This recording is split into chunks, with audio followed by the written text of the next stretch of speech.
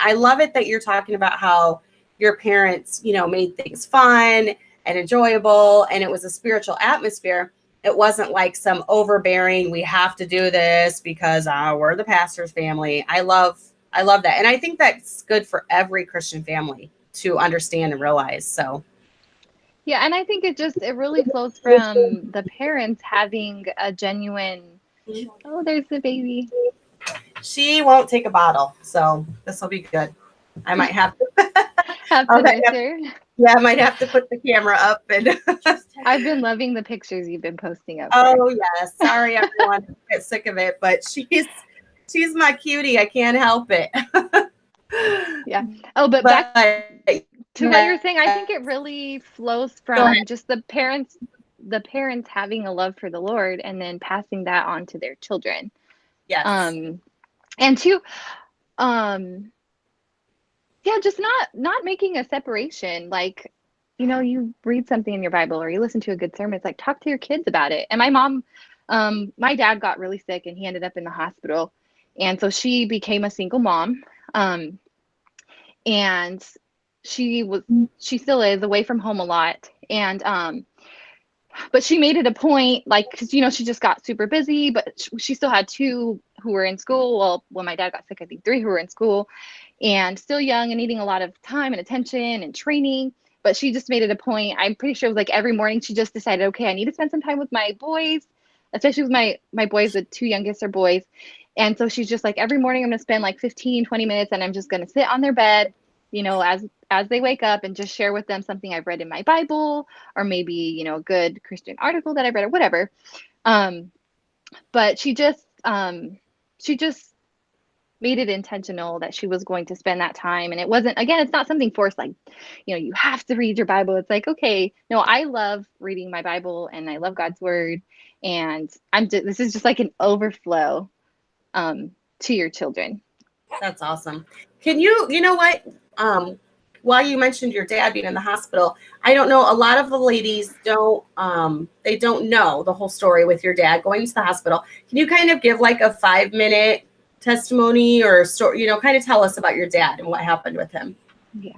So my dad started the church that I grew up in, and also the church that my husband got saved in. So he started the church, and the church just had their 25th anniversary and like a big anniversary celebration. And then a couple of weeks later, he had something called an AVM, and it's something that you're actually born with in your brain. And they call it a ticking time bomb. So it can go off at any time and you can have an aneurysm. And some people, like children who have it, it'll burst in them. Sometimes children as a young adult, but God allowed my dad, to do just a lot for him before anything ever happened to him. But anyway, so this was 5.5 years ago. So we were having a missions conference, and then my dad got home and said he was having a really bad headache. Anyway, so the issue that he had in his brain, the AVM, burst. And he immediately, they were able to get him in the car, rush him to the hospital, but he immediately went into a coma, had an extremely large brain bleed. He was in the ICU for 40 days and in a coma for, they didn't officially tell us like, oh, he came out of a coma. Everything was really slow, but for months and months and months, like no response. He was breathing on his own, everything like that, but no response. And he lost everything, talking, walking, eating, anything like that. But my mom, she's not the only best mom, but I think she's the best wife ever. But she's just worked with him and been by his side, as much as she possibly can. She's pretty much with him all day long. She'd be there all day and all night if she could, but they don't let her stay at night.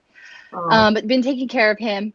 And it's good because she does have kids at home still, so she needs to go home. But so she's been taking care of him. She advocates for him. She's practically a therapist. She's found, different places to go. So he's actually progressed a lot. So he's talking now. He can eat now. He goes to a place, like a therapy place, where they get him up. He's not like walking on his own, but they get him up and they get him to, they're trying to teach him how to walk.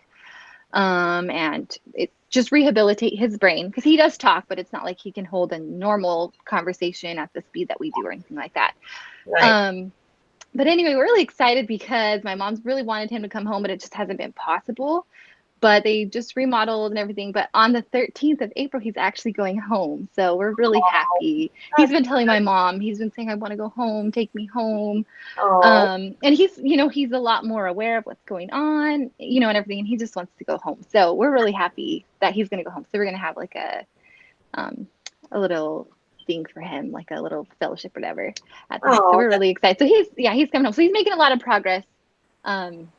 It's really slow, but he's definitely coming along. And we thank God that we thought they told my mom the night that he went in the hospital that he wasn't going to make it off the operating table. So we thought that we were going to lose him.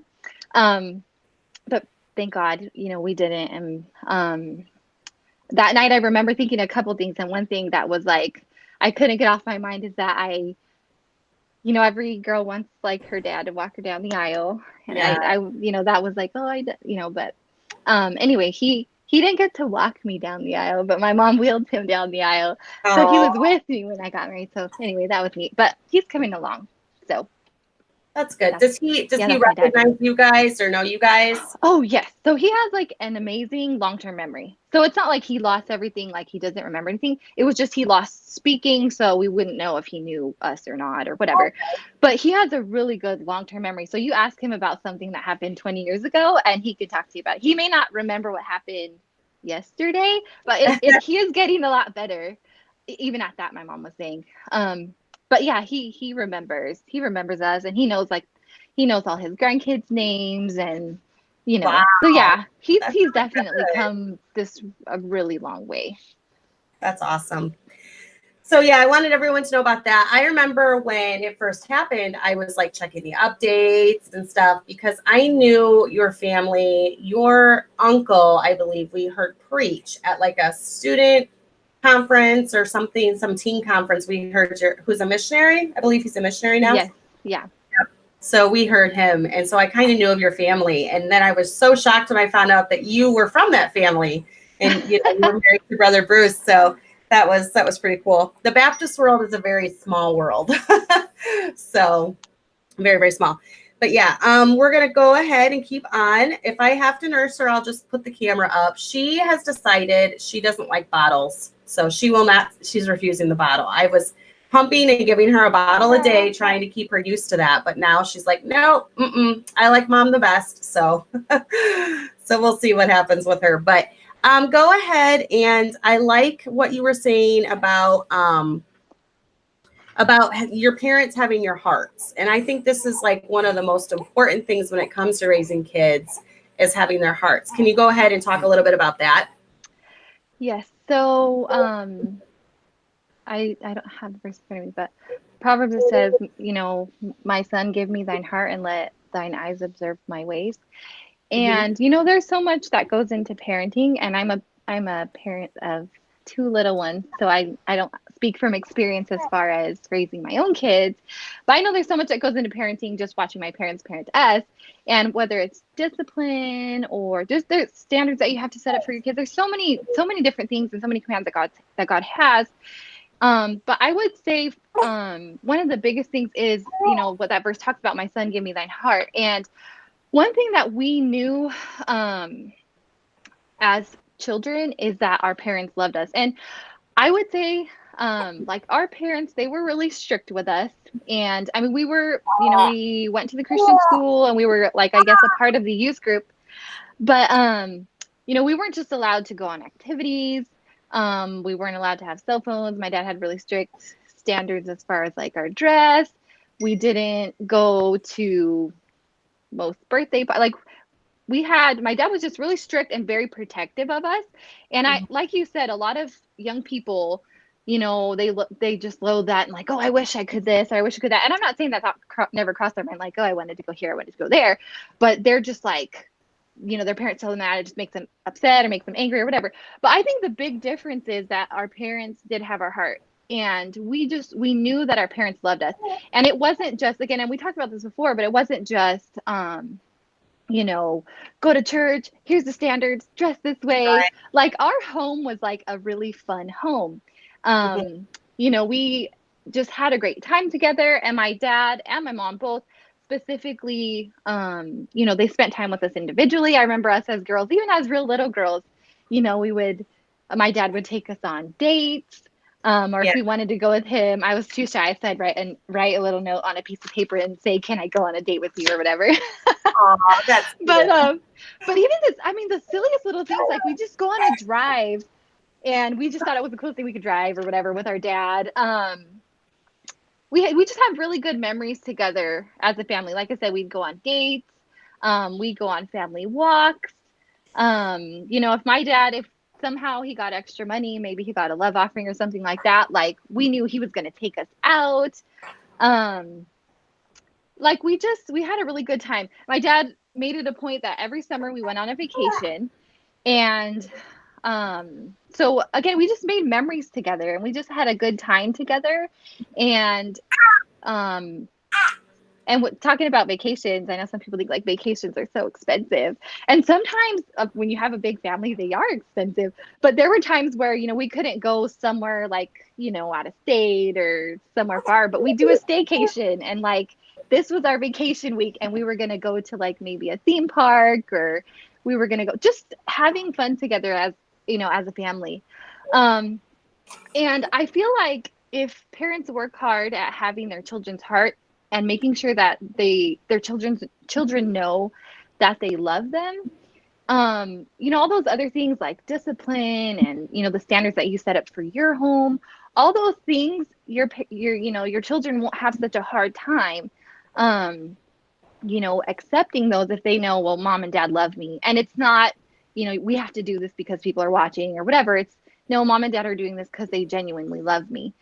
And I remember like even when my parents had to discipline us, like it wasn't out of anger, or I don't think I ever heard them say like you embarrassed me, or like they were disciplining me because it had to do with their image or something like that. Like it was like, no, we would Right. talk about, okay, well, we displeased the Lord, and obviously we displeased our parents. Um, but it was never like in anger. And I mean, obviously parents get upset. I don't mean like they never got upset, but it wasn't in like anger towards us. We knew that they loved us. And I remember there was one time, and when I was in high school, and kind of like you, like I never really got in trouble, and I was more behaved and get as many spankings or whatever. But there was one time, something that came up in high school, um, where I disobeyed my parents, and I wasn't, acting according to their wishes. And actually, I had a friend, and she told me, well, you need to go tell your parents that you're not, following what they want you to follow. She said, or else I'm going to tell them. So that was a good friend. So I went to my parents, and I talked to them, and my dad was real disappointed in me. Both my parents were really disappointed in me. I never saw them get angry with me. My dad was just talking to me. It was the only time, besides when his mom passed away, that I saw him cry. So that really broke my heart. Um, Oh, but anyway, it was a big deal. Like if I told you what it was, like it's not like, looking back, it wasn't like something that was huge, but disobedience, no matter what it is, if I something that I know my parents don't want me to do. Um, but anyway, so I remember it was like a real big deal, and like really big deal to me and to my parents. And but anyway, like a couple of days later, after everything kind of like settled down, or not, I mean, not even after everything settled down, but my dad told me, okay, we're gonna go, and we're gonna go to the dress barn, and I'm gonna buy you a new dress. And like we usually shopped at the thrift store, or somewhere less expensive. But anyway, like even though I greatly disappointed him, like it was his way of showing me, like,